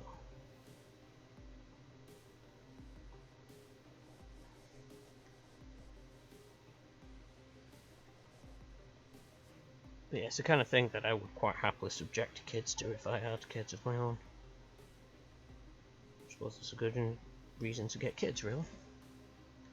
Jerry Williamson did a lot. Stingray, yep, Stingray was another good one. Joel 90 never saw. Firewall XL5 I never saw. And Supercar, yeah, they're the ones I hadn't seen. Super Mario Nation is a lost art, yep. I remember seeing, that's the same colour. I remember seeing some bits of like the latest Thunderbirds one, and I was kind of impressed. It looked like they used, or they were using real models for some of the machinery. So it still had that slight feel to it, but apart from that, it seemed very generic. But then again, I suppose thinking back on it, you know, Thunderbirds itself was very generic. I remember as well working out the speed of Thunderbird 2. There was a puzzle book a friend had, and it asked you to work out how fast Thunderbird 2 was if it had to go from their island in the middle of, you know, wherever they were, I think the Pacific or something like that. But it's where their island was to somewhere the other side of the world, and you had to work out how fast it took to travel, and it was ridiculous. You know, hypersonic travel, baby. Yeehaw!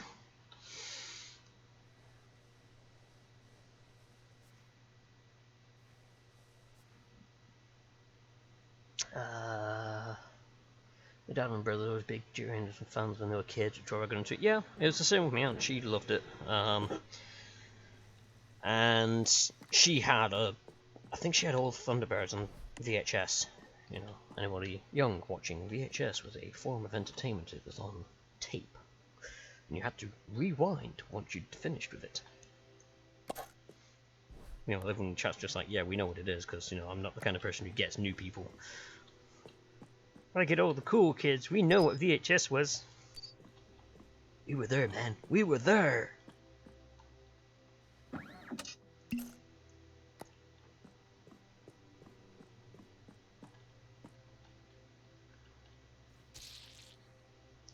Two very similar, probably that colour there, actually.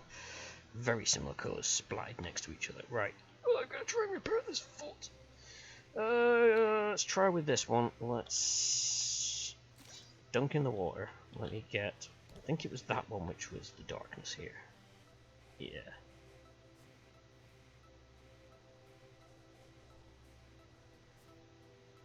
I remember growing up was a mix of Jerry Anderson stuff, Star Trek original series, and then Next Generation when that was out as well.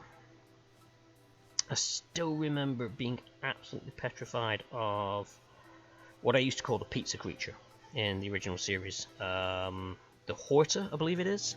The creature that burrows through rock and just makes these perfect circles and disintegrates man. And it was, you know, they found out that they were mining the creature's eggs and all sorts of jazz. We had McCoy's, damn it, Jim, I'm a doctor, not a bricklayer. That line. And I remember being absolutely petrified of that creature. And because of that, I hated cheese on toast. So you might be saying to yourself, oh, how does that make you afraid of cheese on toast? I remember watching that episode whilst eating cheese on toast, and then the memory stuck. Cheese and toast was that creature was cheese and toast. So for a while I could not eat cheese on toast without thinking about it. It was only when I, you know, grew up and started to realise that, you know, the Horta was nothing to be scared of, that I could start eating cheese on toast.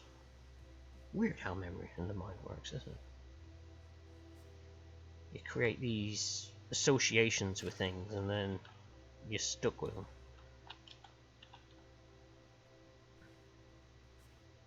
Oh god, that's darker than I want it to be. I won't use it.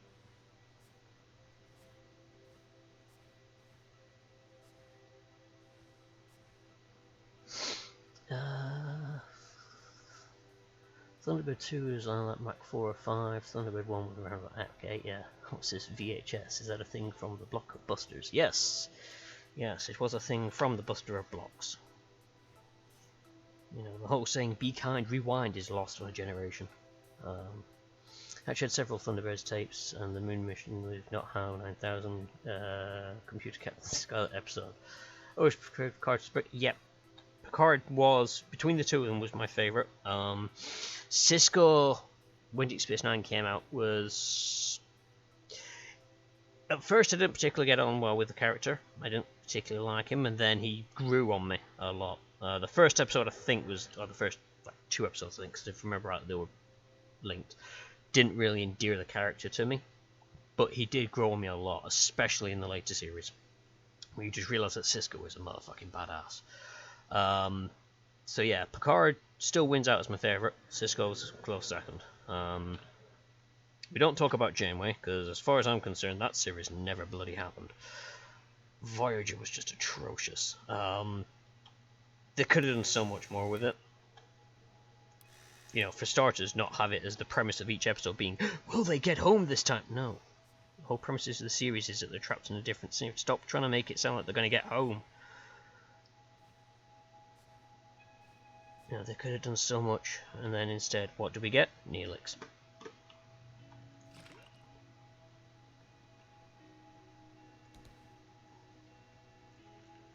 Fucking Neelix. Well, I remember watching SF Debris did a review on one of the episodes where someone was trapped inside a consciousness. It's a very weird one, but it was a very good episode. And I remember actually liking watching it when I was watching it, but they had like a personification of fear inside this, which was played by a guy who really got into the role. And in the end, they basically, to negotiate with fear, they'd send the Doctor in, because the Doctor could go into the holodeck and do this. So you had the Doctor, who was quite easily the best and perhaps only reason to watch Voyager, going in and fear being upset that he couldn't interact with the Doctor. He couldn't read the Doctor's lines and stuff like that. But there was one scene where they're all sat around the groupthink table, and Neelix is there, of course, because Neelix was there, because he's a Starfleet officer.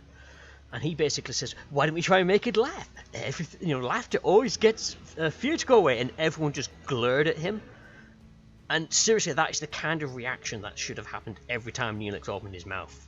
But it didn't. This was the only episode that it did, and I was like, that whole episode was like the only episode of Voyager that I could actually sit back and watch again. Easy to chop the missing ending. No worries, by all means. Best part of Voyager was 7. Not really. I mean, she was alright, but the Doctor to me was by far the only reason to watch it. His bedside manner, or lack of it, was just perfect, and his character grew so much throughout the series. I loved it. But yeah, that was about the only thing I enjoyed. If the Doctor was in an episode, I knew I was going to have at least something to enjoy.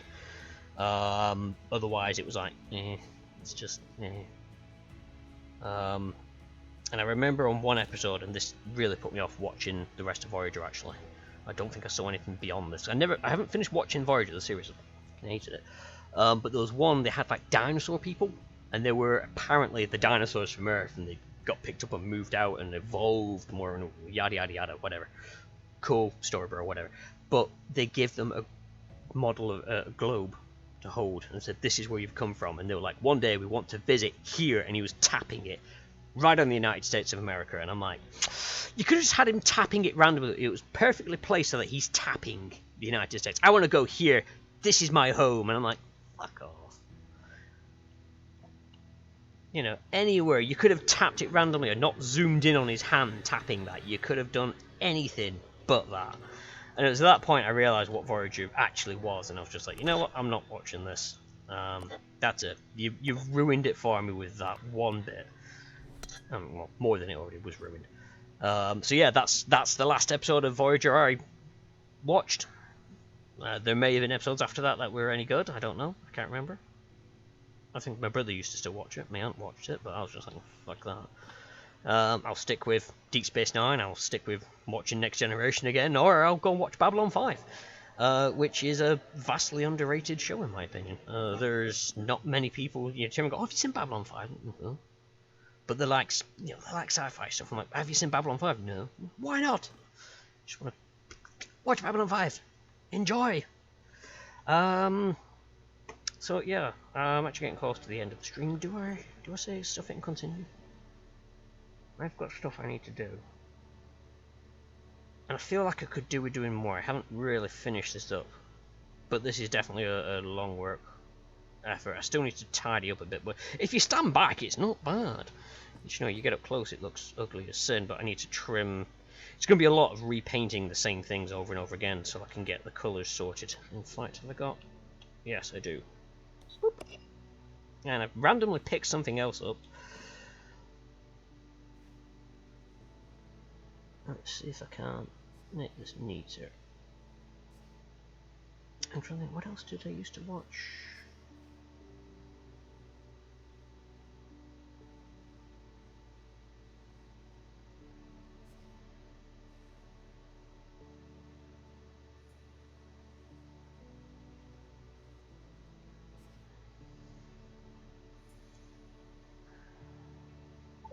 keep meaning to hunt down Babylon 5. Do it. Seriously, do it. I won't say every episode is great. There are some episodes that are stinkers. Every show's got that. But what really blew my mind when it clicked what they'd done was they had a timeline sorted out, and they had events that happened that were due to time travel, but they referenced them in early episodes, and then in later episodes referenced back to it, and you suddenly go, oh my god, that makes sense. You know, mind blown kind of stuff. You sit there and you think, hang on a second, and then you go back and watch the episode that they referenced to, and you see they'd planned that. Maybe not 100% perfect, but it's not like they just take a cut from the episode and no, they'll show it from a different angle, so you get the idea of what was going on, and you're just like, holy hell, the thought and planning they put into Babylon 5 was amazing. That, and I loved the fighters. I was so hyped when they said they were going to do a flight sim version of it, because it had momentum. So the fighters didn't have the engines running all the time. It was bursts to get them moving, and then it was like an X-wing, if you will, but instead of guns on the wingtips, there were engine pods, and they used them to maneuver around, and it was just fantastic. And there was one particular scene I remember where they're strafing an enemy ship, and they come in and they're firing, and then they use the maneuver pods to spin the ship around as it flies along. So it goes like that and disappears off. And I was just like, that's amazing. I love it.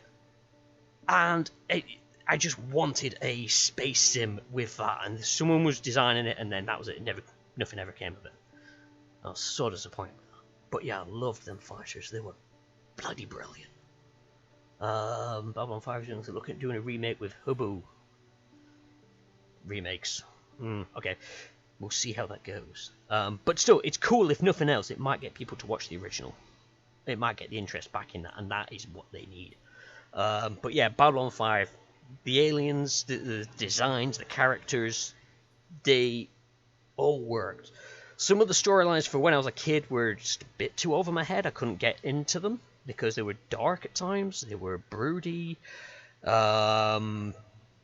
They covered all sorts of weird things that things like Star Trek would probably gloss over because, you know, more family friendly, I guess.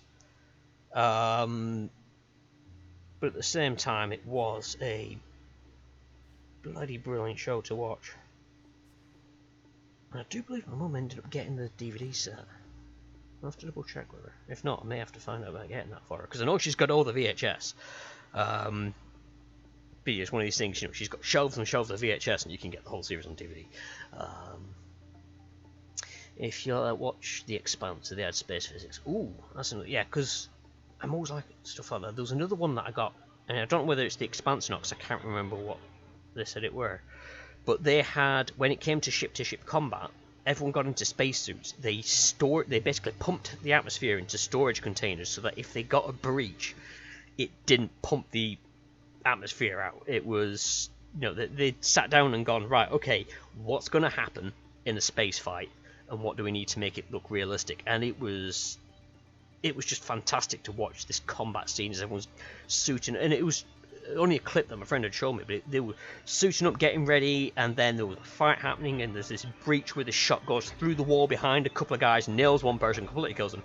But, you know, it's breaches through, and they're all like, well, I'm going to have to patch that up when, you know, all this is over. And because they'd actually sat down and thought about how things would happen, there was no atmosphere venting out because it was all stored in separate areas. So if you could hit those areas, brilliant, you'd get rid of a chunk of their atmosphere for afterwards. But that was another one where they had starfighters with space physics, and, you know, Newton being the most badass bitch in the universe, just because, you know, you fired a mass projectile and it kept moving until it stopped by hitting something. That was a very interesting one. Again, I can't remember what it was called because it was a few years ago, and, you know, my brain. But that was another good one. I'll have to try and ask my friend, see if he can remember, because I'll mention it to him in a rather roundabout way, and he might go, that's the one you mean. Right, I keep meaning to do something more with this. Maybe add the face? Is it too early to add the face? Let's see. Well, hit 9, so I know that means my alarm's going to be kicking off in a second. Literally, as I reach for my phone, it does. Okay.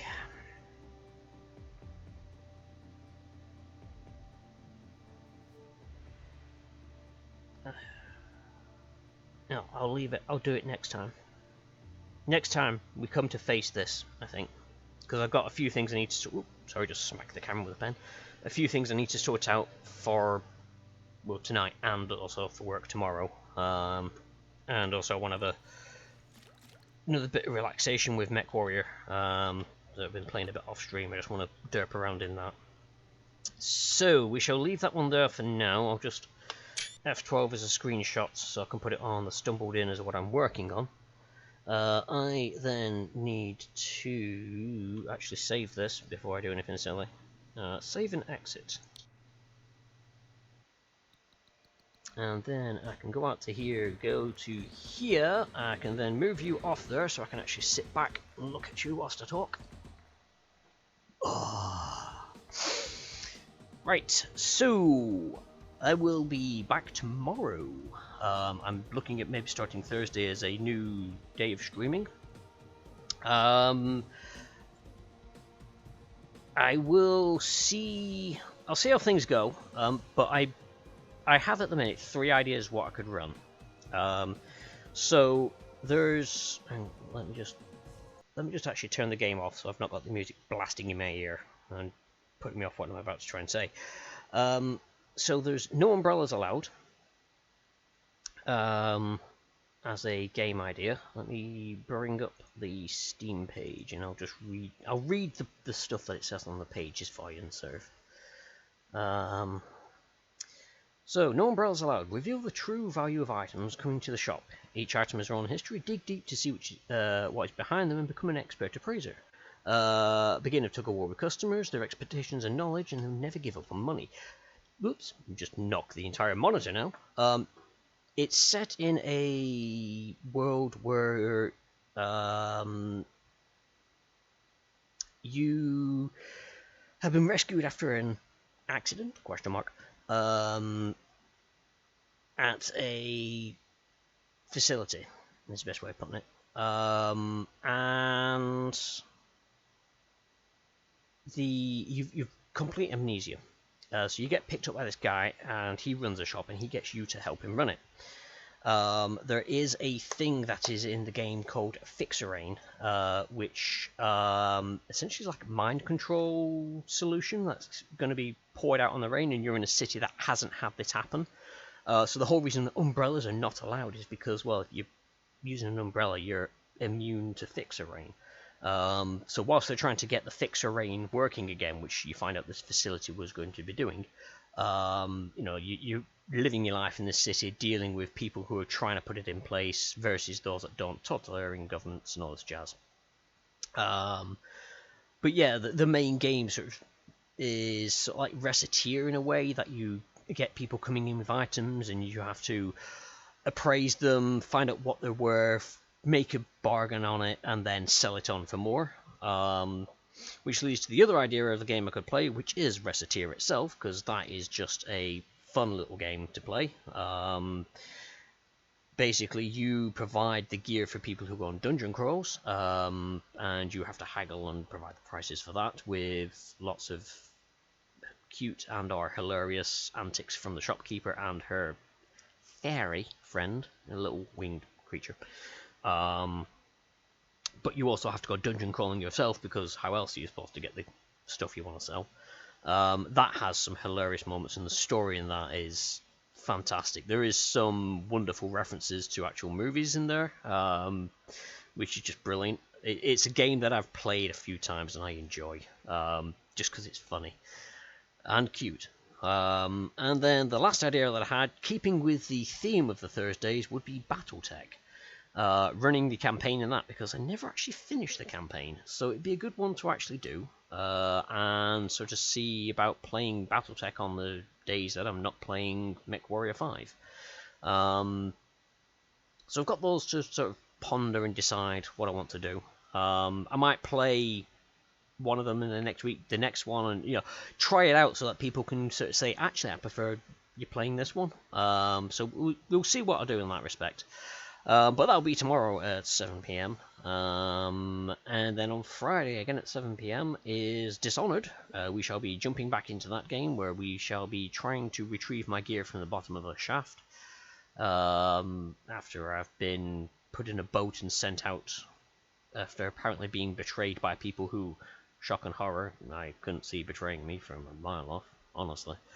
And then on Saturday will be a co-op stream day, so we'll do some form of co-op.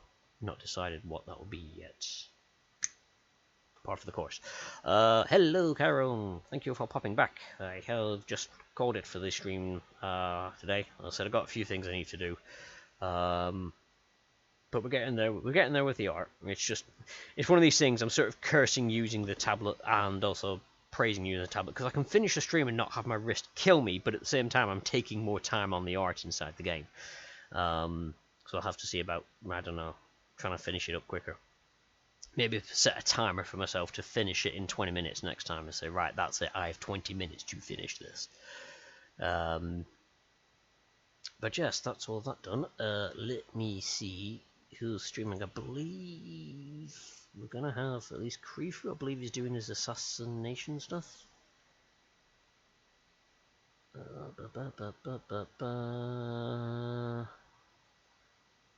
So yeah, we've got Creefu with his assassin. I can't get my words out. Assassin's Creed. Ooh, Retro Ted's doing Icewind Dale. Ooh.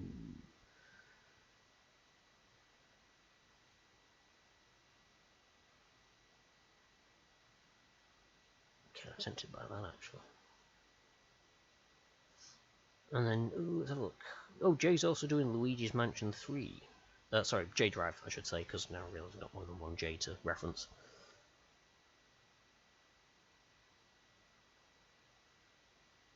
I think this time we shall go to Retro Ted, because I'm interested in seeing a bit more Icewind Dale. It's annoying, I want to watch all three. I'll probably end up sort of opening all three when I've finished doing what I need to do here. But I think for now we'll dive in and give Retro Ted some love with a raid. So let me first of all, let me move this tablet so I can put the keyboard in a more comfortable position. Let's put you on my lap a second. I'm like, break my neck over there just to type. I can just do this.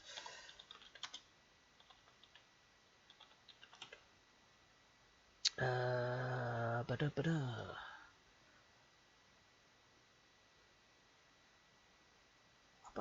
we are. Well, that should do. So yes, so I'll wrap things up there. Again, thank you very much to everyone who watched. I do hope you enjoyed. It has been fun doing the stream, and yes, I shall hopefully catch you all on the next one. So whoever you are, wherever you are, whenever you are, take care of yourself, and I'll catch you next time.